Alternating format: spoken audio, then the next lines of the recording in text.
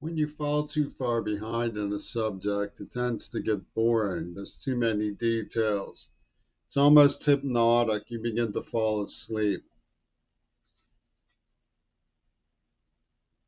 The Kennedy assassination has quite a crowd around it. Researchers who've worked on it over the years. But they're all of them putting up a smoke screen. The runes surrounding the case are plain as day. And to say you do not see them is quite a term, not see. I'll give you an example just so you can't say I didn't. One of Oswald's Army IDs is dated December 7th, which is the anniversary of Pearl Harbor. Now, after Axis Hollywood assassinated the observation JFK, he performed for them. He served as a cosmic sacrifice. The Carousel Club went to work behind the scenes with the help of Richard Starkey and Richard of Royalty. The Richard Club of Jekyll Island, where you only use first names. Put together online a sort of Kabala of Swami names. They use Paula and Jones. They have a sort of Paula Jones article of faith.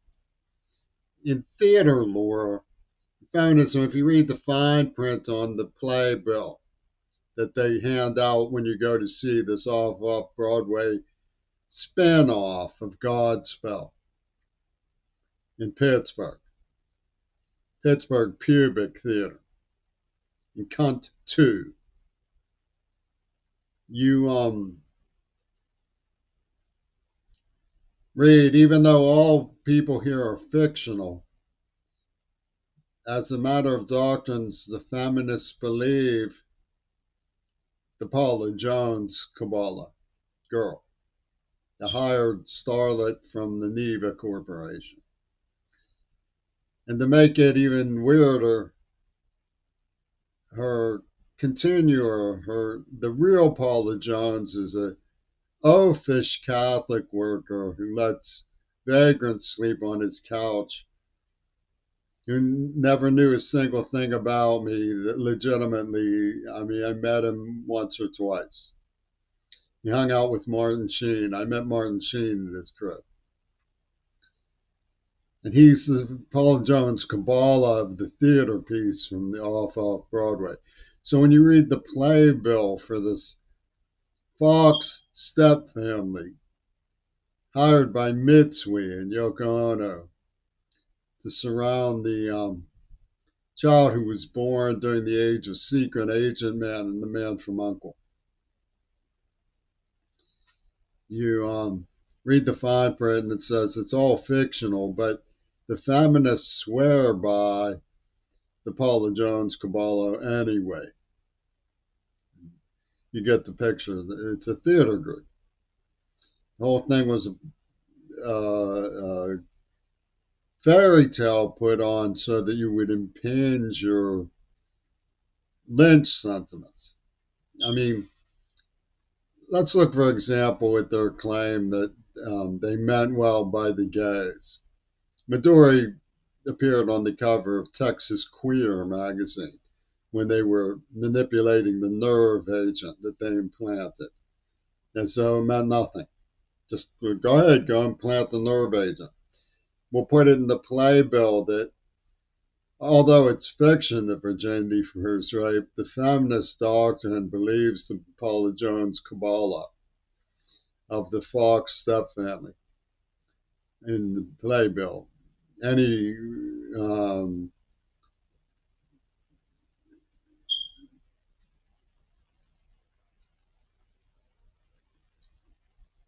contradiction to this premise is trying to steal a penny and will slash or murder a bystander for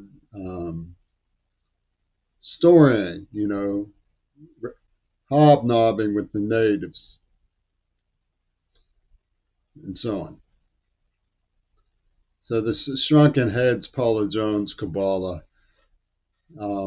emerges from Pittsburgh carjacking community trust over by Delaware School, Lincoln Place, Larimer, and um, this Paula Jones Catholic worker man who um, lets vagrants sleep on his couch. And that has to come first. And they kidnap a child, torture him, make him deaf. So he can't follow anything that's going on, give him orders, terrorize him. I mean, the terror in the eyes of the children of Gaza gives you the idea. These are the same people who were talking about AIDS with one size fits all, and the whole is greater than the sum of its parts. They didn't warn anybody, didn't tell anybody. They said, and they did the same thing, you know. Then they're promoting self-immolation as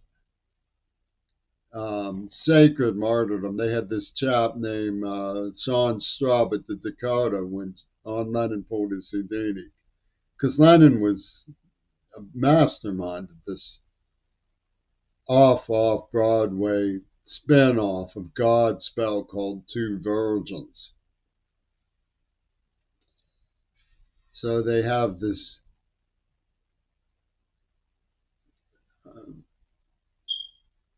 brain trust. Remember, FDR used to have a brain trust with men like Henry Wallace. Kennedy tried to put together a brain trust.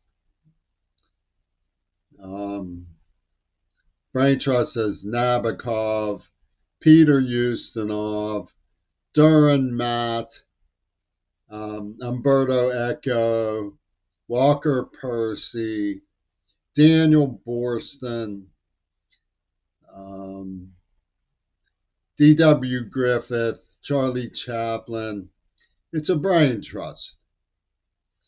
And it's the old European Hitler fetish. Let's try it again, this time with the Jews. What Israel is doing, what makes it so tragic, is it's like one of Hitler's table talks on the revenge of Anne Frank. It's like Stephen King writes The Revenge of Anne Frank as Sissy Spacek's Carrie. And this soulless machine of George Takei and so on have left mounds of graveyards in Gaza. They left mounds of graveyards in San Francisco. They kicked out our grannies. I mean, anybody with any sense whatsoever can see what they are. And this brain trust comes up with an overdub of Clint Eastwood narrative. He sits in the microphone and says, now Jimmy Quirwall betrays the friends who brutally tortured him by telling on them to Amnesty International, who spin it through headquarters, he better be nonviolent when we torture him some more. Or Yoko Ono won't smile on him from the Office of Amnesty International. And De Niro comes on and says, we still have freedom of speech. Trump is an evil man. And they put on, these stories of torture. They blur the lines. Many people think, oh, God's is imaginary because Yahoo News doesn't report it accurately and faithfully. Because Biden has learned to smile at anything.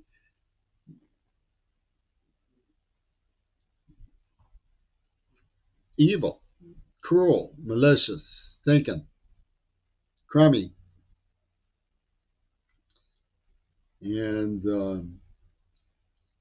Mel Gibson goes around making stories of beating people on the back and putting crowns of thorns on their heads and making a spectacle of what they called the Della Rosa. Penis Gabriel has his own version, and David Bowie has his own version. And they're all just like cannibalizing the New Testament. Ignore the Pope. Ignore Red Crescent. Ignore Doctors Without Borders. Ignore World Food Program, World Food Kitchen. Ignore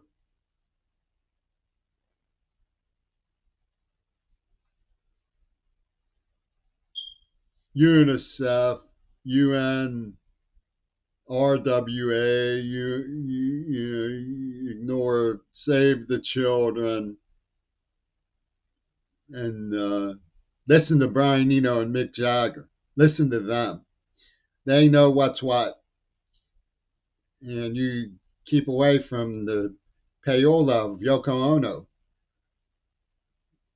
And why would they reduce this to one person? Because they're insidiously obsessed with dehumanizing as an object lesson. My father had a book called Humanizing the School, and they were like, that's against Christianity.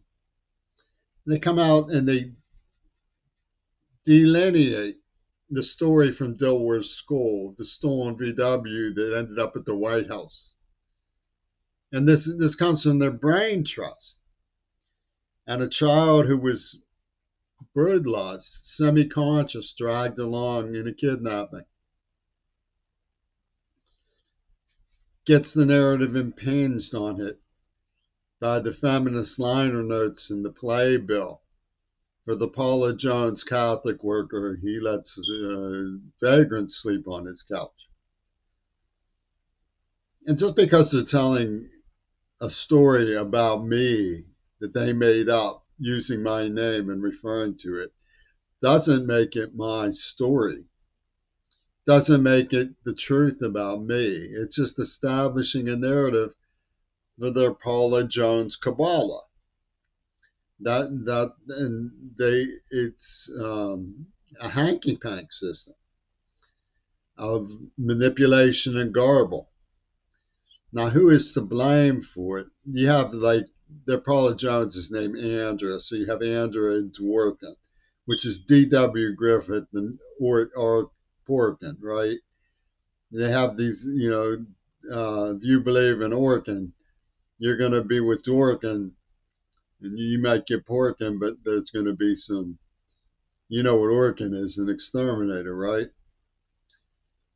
So they have this lewd little Red Scare glossary, a sort of Rolodex of disseminating ideas, validating Adolf Hitler's take that folklore leads to genocide and that's just the big wig in the sky.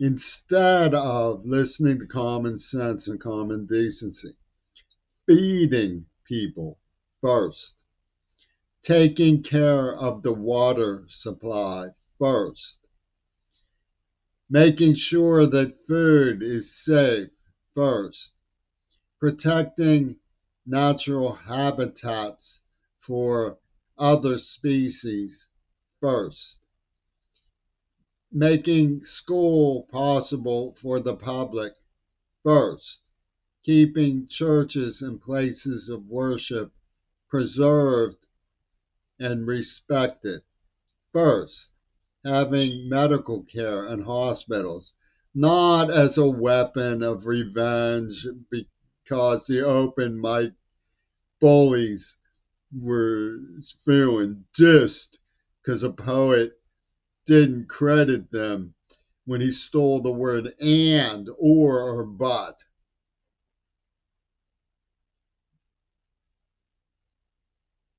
But because people had health care concerns.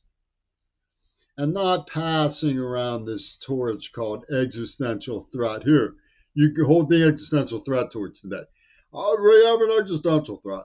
Nancy Pelosi gets the existential threat torch. She hands it to Vladimir Putin. He's got the existential threat torch. He hands it to Netanyahu. Netanyahu has the existential threat torch. Health care.